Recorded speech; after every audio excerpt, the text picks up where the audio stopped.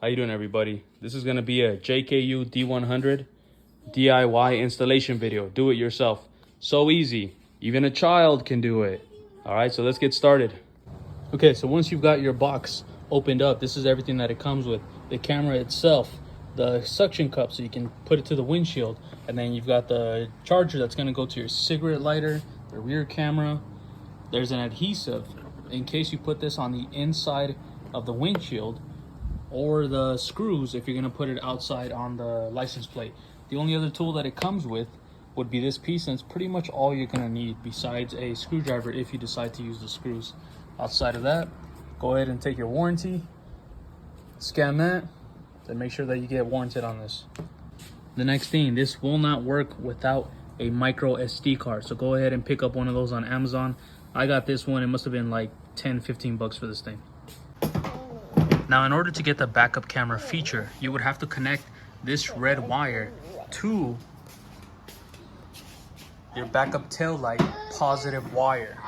That would be the only way to do that. Now, in this case, I'm not going to be putting my light or my camera to the back of the license plate. It's actually going to go inside the windshield facing out. So in my case, I'm not going to use it. But I did order a second dash cam, and I'm going to put that on a different car. On that one, I will be installing that backup feature, so stay tuned for that. Okay, once you're inside the vehicle, go ahead and plug into the cigarette lighter or the car port, and it'll start. Once it's on, confirm that it's working, right? So for the front, see my fingers there, okay? And then this is for the rear camera. How you doing? There we are. All right. So now that we know that it is working, if you'd like, you can set your date, time, all that stuff, right?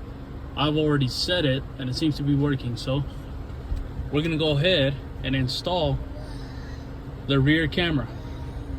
So you'll want to measure out, leave some slack, but pretty much how far it's gonna be to get to this side, right? Once you figured that out, use your little tool and start stuffing the wiring in there. Once you get to this part, you'll want to stuff it inside and get it under here. And you're just gonna run it all the way along. I gotta put the phone down so I can show you how.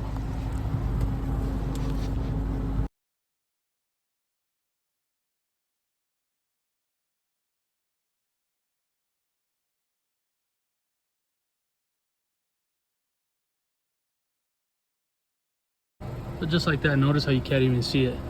I ran it back up into here. That's where we're at now. We're pretty much just going along and stuffing it in there as we go.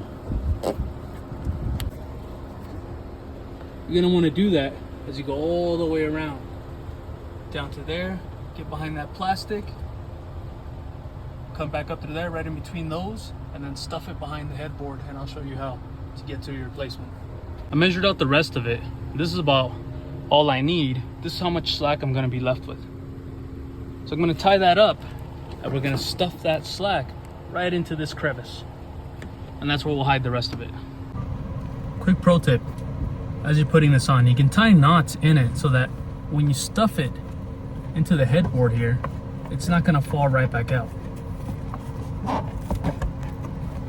See, so once it's in there, it makes it easier for it to stay in there. Just like that, see? This part's already got a thicker part to it, so that'll stay in there no problem. All right, now that I got all the wires hidden, so it runs perfectly right up to there, okay? Now this cable that goes to the power, you can do the exact same thing with it. You would run it through here, run it out this way, right? Through that, then take the weather stripping off and hide it right under there, running it right down to here and then across, where it would go to your power kit, your power port, or your cigarette lighter. In my case, I'm not gonna do all that because I'm waiting for the hardwire kit in the mail so I can use parking mode. But once we get it to where we want it, I'm gonna put mine right about here. See?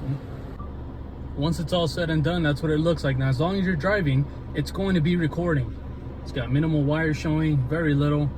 Of course, my power wire, I'm waiting on the hardwire kit, so I'm not really gonna put a whole lot of attention to that until I get the hardwire kit, and then I'll have to make the video on adding the hardwire to it The bonus for that is that you get parking mode. So pretty much if there's any kind of shock to the car, it'll work like an alarm. It'll immediately start recording.